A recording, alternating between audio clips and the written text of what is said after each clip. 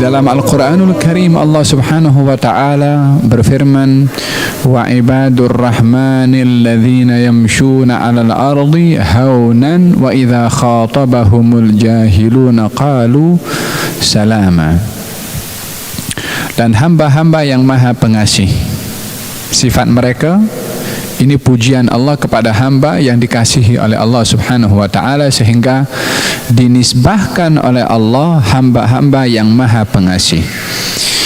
Allah Subhanahu wa Ta'ala bila mana menisbahkan sesuatu kepada zatnya dan dipergunakan nama, salah satu nama daripada Asma'illahil Husna, Allah Subhanahu wa Ta'ala ingin menzahirkan makna yang tersimpan pada nama kepada sesuatu yang disandarkan kepada Allah Subhanahu wa Ta'ala.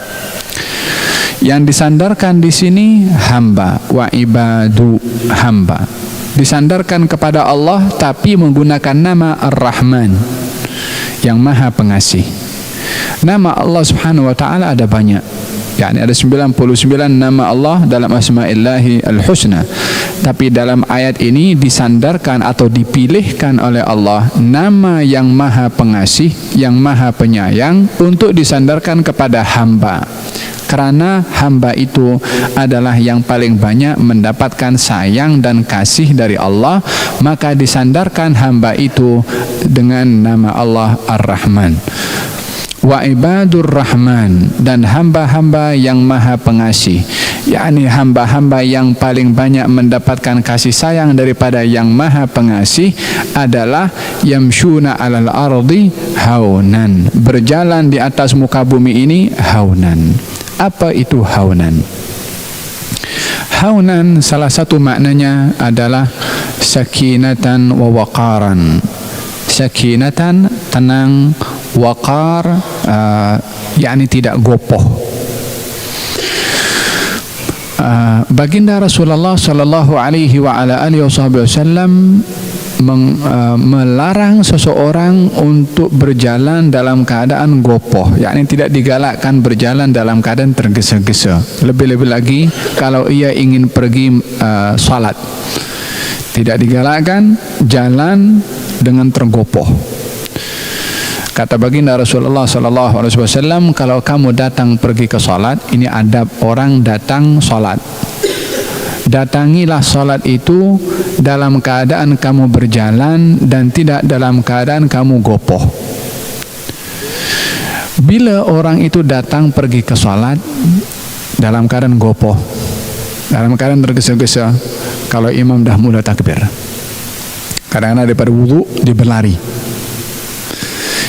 Berlarinya daripada tempat wudu untuk mengejar imam dalam salat berjamaah, berjalannya itu, berlarinya itu adalah tidak menepati adab mendatangi salat. Sebab orang kalau tergopoh dalam mengejar imam ketika salat sampai nafas tu Bismillahirrahmanirrahim, Alhamdulillahirrahmanirrahim, tak boleh tepat dalam bacaan Al-Quran yang wajib untuk dibaca. Kata baginda Rasulullah, bila mana kamu mendatangi salat, datangilah dalam keadaan kamu berjalan dan tidak dalam keadaan kamu tergesa-gesa. Apa yang kamu dapat daripada imam itu, kalau ada apa yang kamu terlepas daripada imam, sempurnakan saja setelah salamnya al-imam, tetapi tidak mengejar al-imam dengan berlari untuk mendapatkan satu rakaat bersama dengan al-imam. Dan dalam hal ini adalah jalan yang tergesa-gesa tidak digalakkan. Makna daripada haunan juga, yakni tadi sakinah dan tenang. Dan baginda Rasulullah sallallahu alaihi wasallam suka kepada orang yang tenang dan tidak gopoh. Dan ini adalah sifat yang disenangi oleh Allah Subhanahu wa Ta'ala. Datang seorang sahabat Nabi, datang daripada jauh ke Madinah. Sampai di kota Madinah, mereka datang by group lah. Kemudian mereka yang tergesa-gesa nak jumpa dengan Nabi, mereka turun daripada ontanya, terus onta itu diletakkan tanpa diikat, dia terus masuk untuk nak jumpa dengan Nabi sallallahu alaihi wasallam, terburu-buru untuk berjumpa dengan baginda Rasulullah. Mungkin karena lama tak jumpa atau nak segera nak jumpa dengan Nabi sehingga tergesa-gesa masuk ke dalam masjid. Kecuali satu orang yang dia dengan tenangnya turun daripada ontanya kemudian diikat di tempat yang sepatutnya supaya tak lari. Kemudian onta-onta yang lain, yang grup yang datang dengannya yang tadi diikat pun juga oleh dia. Sampai selesai semua, baru dia masuk masjid dan berjumpa dengan Nabi.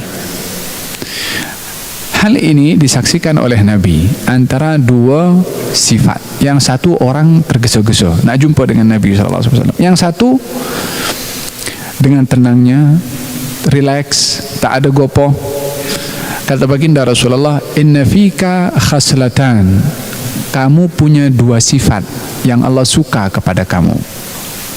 Di antara dua sifat itu adalah at-tu'adah, sifat tak tergesa-gesa, tidak gopoh, tenang.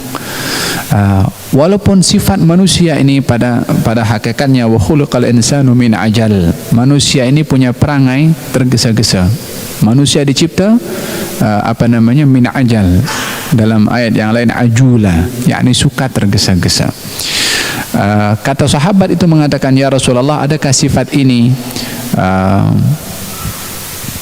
sifat yang original khusus untuk aku ataupun untuk yang lain? Nabi SAW mengatakan itu sifat yang memang ada kepada engkau, dan itu adalah original kepada orang itu, tidak punya sifat tergesa-gesa. Oleh sebab itu, orang yang punya sifat tergesa-gesa berusahalah untuk bertenang, karena sifat tenang terkadang diberikan oleh Allah itu secara sifat semula jadi, fitrah Allah bagi, terkadang boleh didapat melalui usaha, melalui berusaha untuk tenang dan tidak tergesa-gesa di dalam segala perkara. Ini makna yang pertama kepada haunan, yakni tidak tergesa-gesa. Makna yang kedua haunan adalah tawadhu, merendah diri, tidak sombong ketika berjalan.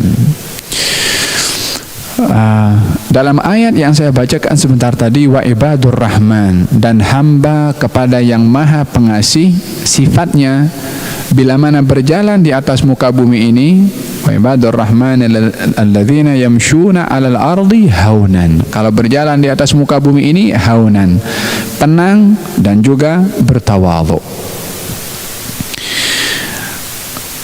Wa idza khatabahumul jahiluna qalu salama, kalau ada orang jahil bercakap kepadanya, maka dia menjawab dengan jawaban yang selamat. Jawaban yang selamat ini tidak melakukan tindak balas yang mengundang dosa. Itu tindakan selamat kepada orang yang jahil bercakap kepada orang yang berjalan di atas muka bumi ini. Kita kalau berjalan, atau manusia bila mana berjalan di atas muka bumi, 1001 pemandangan pelbagai macam yang kita nampak daripada mata ini.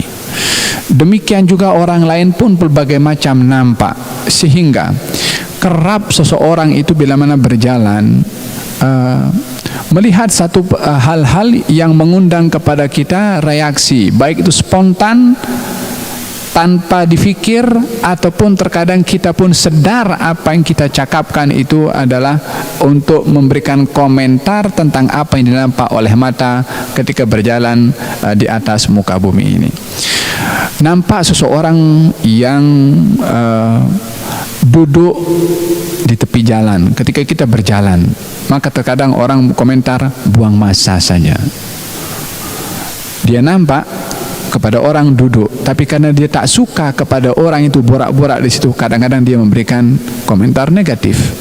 Atau seseorang melihat di dalam ketika berjalan di atas muka bumi ini, seseorang yang berjalan sambil tertawa, kita akan mengatakan, tak tahu malu orang itu tertawa di tepi jalan.